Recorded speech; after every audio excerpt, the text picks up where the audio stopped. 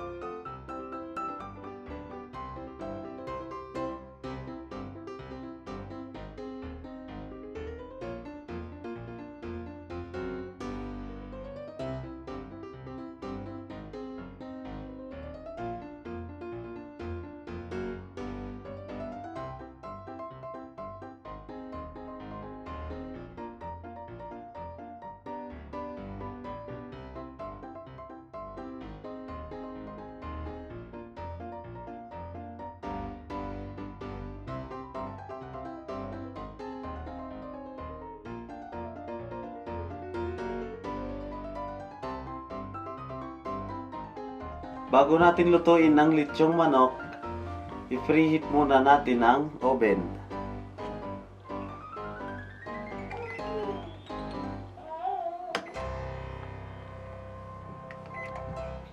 So antayin natin matapos yung preheat para maisalang na natin ang marinated na lechon manok. Tapos na ang pag-marinate ng 4 na oras. Ngayon, lulutuin na natin sa oven ang ating lechong manok.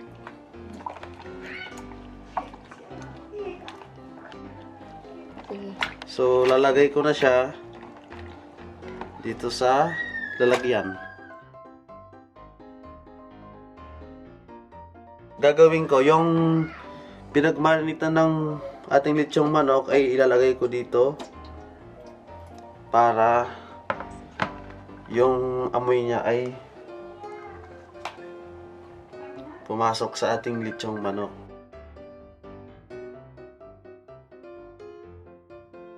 Tara, isalang na natin.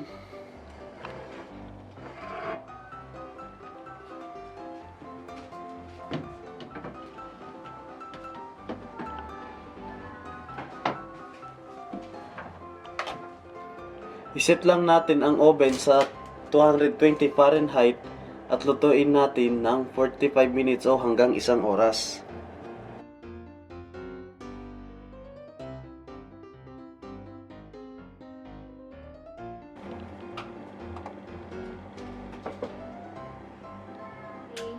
Tapos na ang 1 oras at luto na ang ating lechong manok.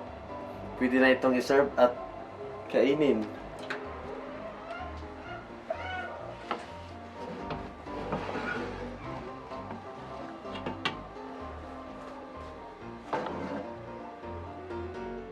Maraming salamat mga kaibigan sa panonood. Kung nagustuhan nyo ang recipe na ito, mag-subscribe lang kayo at i-like ang video na ito.